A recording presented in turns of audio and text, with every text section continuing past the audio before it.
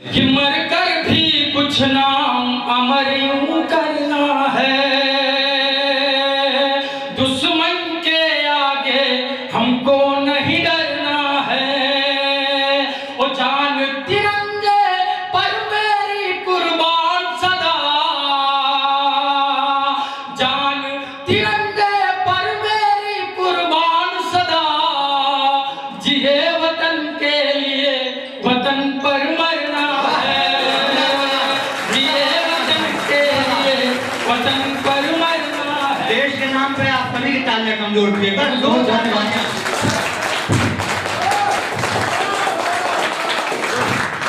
बहुत बहुत धन्यवाद। ये जब पुरुष को माला पहनाते हैं तो हमको बड़ा डर लगता है, क्योंकि कुछ दिन पहले यूपी में गठबंधन हुआ था। तो जब पुरुष में गठबंधन होता है तो सफलता नहीं मिलती। तालियां बजाइए, हे का काम नहीं चलता। मैं चार माँ के चरणों में और रखता हूँ।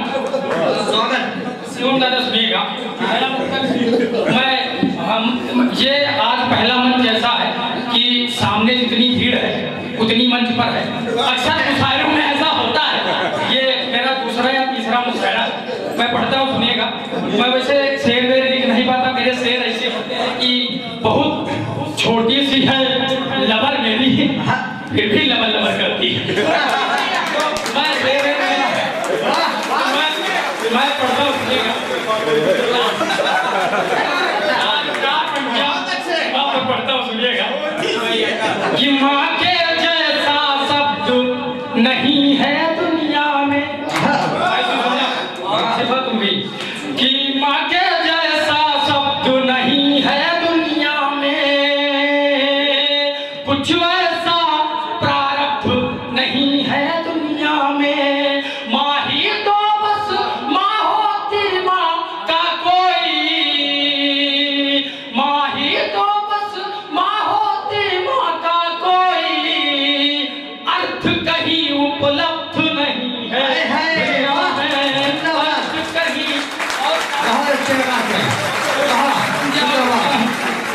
खाली ममता से अम्मा नहीं है,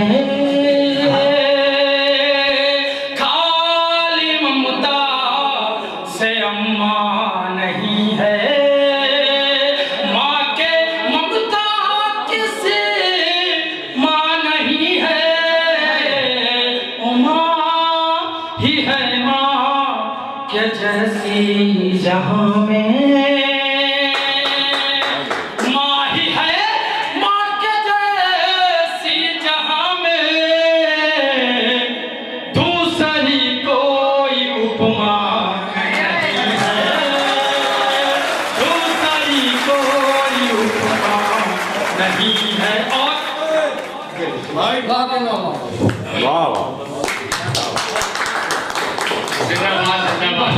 बहुत बहुत आभार।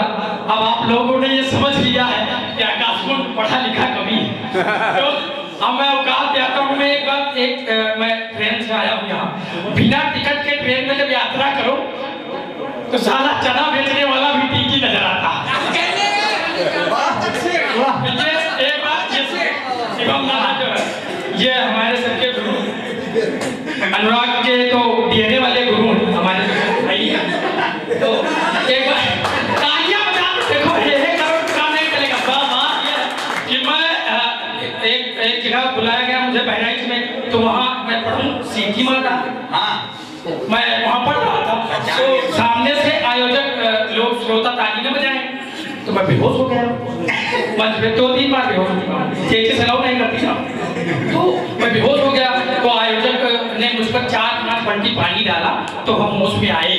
तो आयोजक, मैंने कहा शुरू करे, तो कहे अब ना करो नहीं तो मत जियो।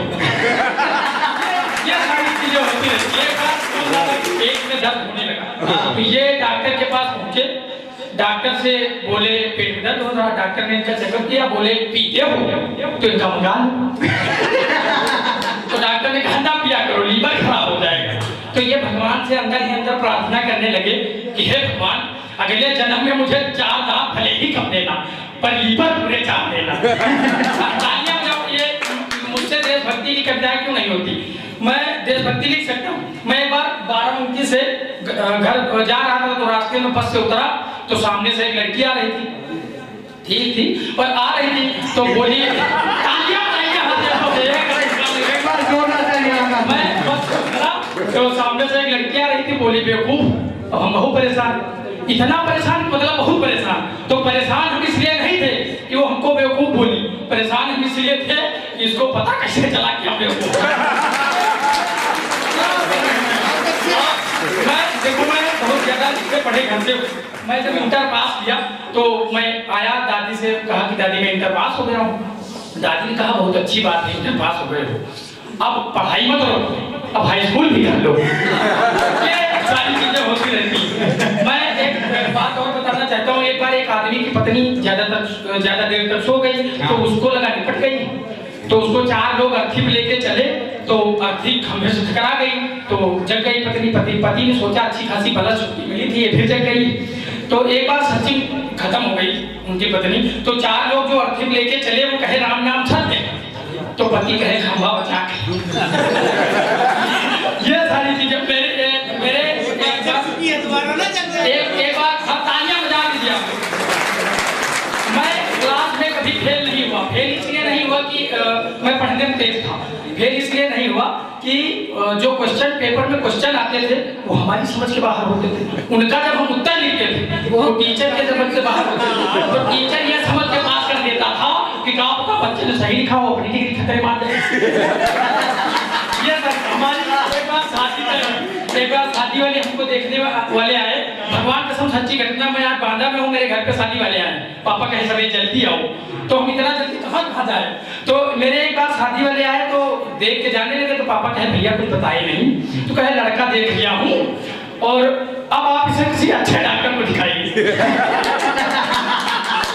ये सारी चीजें मैं 4 पंक्तियां पढ़ता हूँ कि वो अपने प्यार की खुशबू बना के छोड़ेगी, वो अपने प्यार की खुशबू बना के छोड़ेगी, करोगे इश्क तो करोगे इश्क तो मजनू बना के छोड़ेगी, ये जितनी लैला है सब है बेवफा यारो, वो तुमको गाँव का निरहू बना और 4 पंक्तियां पढ़ता हूँ। एक बार मैंने एक लड़की को प्रपोज कर दिया, मेरा चेहरा भी भगवान ने कोई भैया टाइप बनाया। तो मैं